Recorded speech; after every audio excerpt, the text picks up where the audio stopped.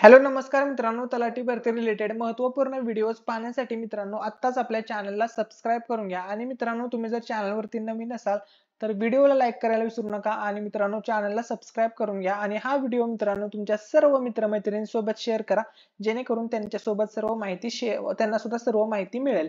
ठीक आहे, चला तर मित्रांनो आपण व्हिडिओला सुरुवात करूया। तर बघा मित्रांनो, आपलं जे आजचं टॉपिक आहे तो असणार आहे मित्रांनो तलाठी पद भरती 2023 मधून मित्रांनो कोणकोणते विद्यार्थी हे अपात्र होतील याविषयी आणि किती टक्के विद्यार्थी मित्रांनो अपात्र होणार आहेत याविषयी मित्रांनो आपण संपूर्ण चर्चा करणार आहोत। त्यामुळे चॅनलवरती नवीन असाल तर व्हिडिओला लाईक करा, चॅनलला सबस्क्राईब करून घ्या। तर बघा मित्रांनो, जवळपास मित्रांनो तलाठी भरतीमधून 60 ते 70% विद्यार्थी हे डायरेक्ट अपात्र होणार आहेत। त्यांना म्हणजे कोणत्याही प्रकारची मित्रांनो संधी भेटणार नाही, कुठल्याही प्रकारचा त्यांना चान्स भेटणार नाही मित्रांनो।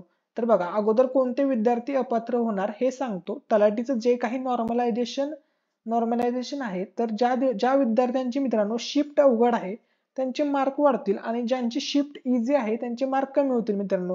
म्हणजे जवळपास 2, 4, 6, 8, 10, 12 असे तुमचे मार्क कमी होऊ शकतात आणि वाढू सुद्धा शकतात मित्रांनो। ठीक आहे, असं नाही की 20, 30, 40, 50 एवढे मार्क्स वाढतील। एवढे मार्क्स वाढणार नाहीत मित्रांनो, लिमिट मध्ये वाढतील। जास्तीत जास्त 10-12 मार्क्स तुमचे वाढू शकतात मित्रांनो नॉर्मलायझेशन मध्ये। ठीक आहे, आता तुमचा नॉर्मलायझेशन संदर्भात सर्व डाऊट मी क्लिअर केलेला आहे। ठीक आहे, त्यानंतर बघा, भरपूर विद्यार्थ्यांना मित्रांनो 130, 140, 150 मार्क आहे, तर या विद्यार्थ्यांची शिफ्ट मित्रांनो अवघड होती, तर या विद्यार्थ्यांचे मित्रांनो मार्क कमी होतील, हे तुम्ही लक्षामध्ये घ्या। ठीक आहे, त्यानंतर बघा, भरपूर विद्यार्थी असे आहेत मित्रांनो ज्यांना 180, 190 मार्क आहेत, यांचा पेपर मित्रांनो सोपा होता, तर यांचे मार्क मित्रांनो कमी होतील। मी तुम्हाला अगोदर बोललो होतो की अपात्र कोणते विद्यार्थी होणार आहेत। तर बघा मित्रांनो, ज्या विद्यार्थ्यांना मित्रांनो 100 आणि 100च्या खाली मार्क आहेत ते विद्यार्थी मित्रांनो अपात्र होणार आहेत।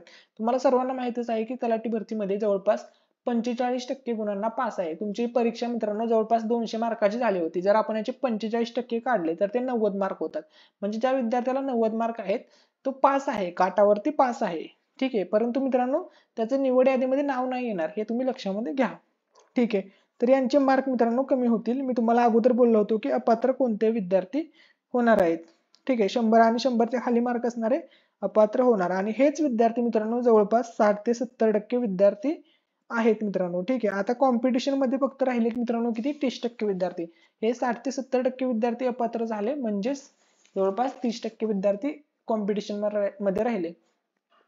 तर बघा, 100 मार्क वाले किंवा त्यापेक्षा कमी असणारे पण विचारतात माझा नंबर येईल का। आता तुम्हीच विचार करा, किंवा म्हणजे थोडक्यामध्ये तुम्ही कॉमन सेन्स यूज करा मित्रांनो, या ठिकाणी नंबर येऊ शकतो का।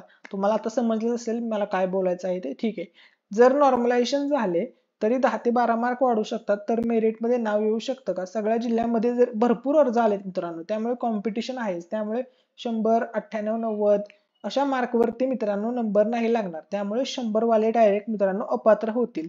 ठीक आहे, आणि हेच मित्रांनो 60 ते 70% विद्यार्थी असतील, म्हणजे मित्रांनो जवळपास 30% विद्यार्थ्यांमध्ये कॉम्पिटिशन राहील। मित्रांनो माहिती आवडली असेल तर व्हिडिओला लाईक करायला विसरू नका आणि मित्रांनो चॅनलला सुद्धा सबस्क्राईब करून घ्या। थँक्यू सो मच, धन्यवाद।